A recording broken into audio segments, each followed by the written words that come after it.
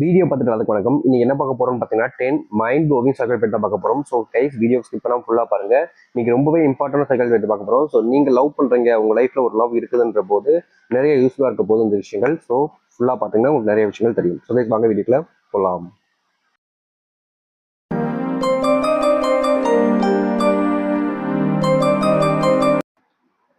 நீங்கள் அவர்கள் நேரில் சந்திக்க வருகிறீர்கள் என்று கூறும்போது வேண்டாம் நானே வருகிறேன் என்று கூறினால் நிச்சயம் அந்த ஆண் வேறொரு பெண்ணை காதலிப்பதற்கான வாய்ப்பு இருக்கு. நீங்க ரிலேஷன்ஷிப்ல இருக்கும்போது உங்களுக்கு பிடிச்ச பர்சன் உங்க லைஃப்ல உங்களை மீட் பண்ணலாம் அப்படின்னு சொல்றாங்க. அந்த டைம்ல நீங்க விரும்பக்கூடிய அந்த ஒரு போஸ்ட் சொல்லக்கூடிய விஷயம் இல்ல நானே வரேன் நம்ம மீட் பண்ணலாம் அப்படின்னு சொல்றாங்கன்னா நிச்சயமா அந்த இடத்துக்கு அவங்க வந்தாங்க, ஐ மீன் அவங்க இருக்க இடத்துக்கு நீங்க போனீங்கன்னா ஏதோ சம்திங் ப்ராப்ளம் ஆகும்ன்றது அவங்களுக்கு தெரிஞ்சிருக்கு. ஸோ அதனாலதான் நீ வராத நானே வரேன் அப்படின்னு சொல்றாங்க.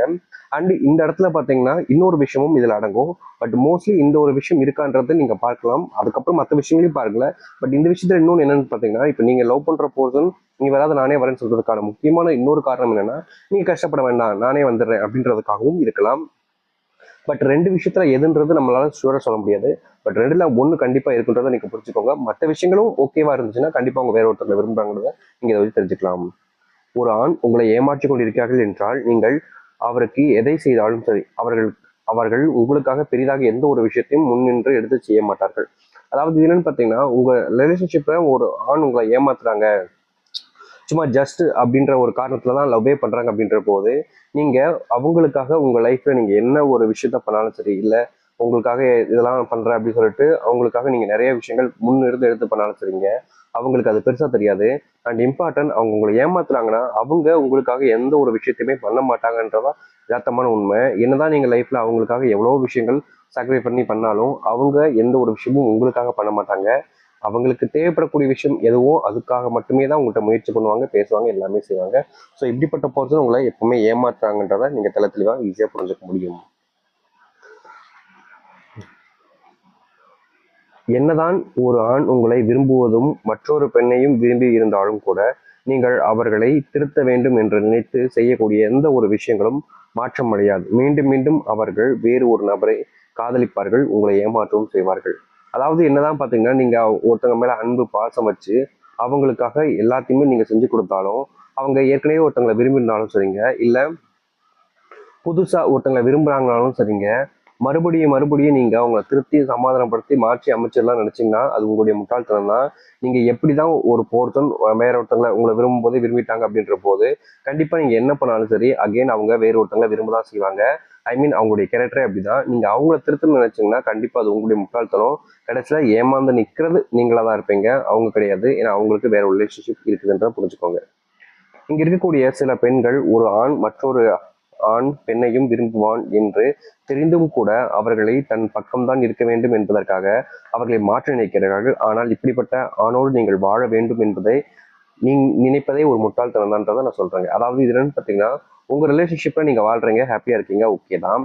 பட் நீங்க விரும்பக்கூடிய பையன் இன்னொரு பொண்ணை விரும்புறாங்கன்ற போது நீங்க விரும்பும்போது இன்னொருத்தவங்க விரும்பிக்கிட்டு இருக்காங்க அப்படின்ற போது அவங்கள இங்க இருக்கக்கூடிய சில பேர் என்ன நினைக்கிறாங்கன்னா, அவங்க எனக்கு வேணும், எனக்கு மட்டும்தான் இருக்கணுன்றதுக்காக அவங்க பண்ணக்கூடிய விஷயங்கள் எல்லாத்தையுமே மறந்துட்டு அப்செட் பண்ணிட்டு அவங்க கூட சேர்ந்து வாழ நினைக்கிறாங்க.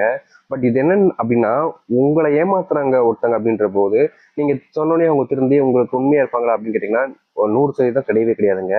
என்னதான் நீங்க ஒருத்தங்களுக்கு உண்மையா இருந்தாலும் அவங்களும் உங்களுக்கு உண்மையா இருந்திருந்தாங்க அப்படின்னா நிச்சயமா அவங்களுக்காக நீங்க இருந்தாலும் பண்ணலாம். பட் அவங்க அப்படி இல்லைன்ற போது நீங்க சிம்பிளா அதில் புரிஞ்சுக்க வேண்டிய விஷயம், அவங்க மறுபடியும் உங்களை ஏமாத்துறதுக்கான சான்சஸ் தான் அதிகமா இருக்கு.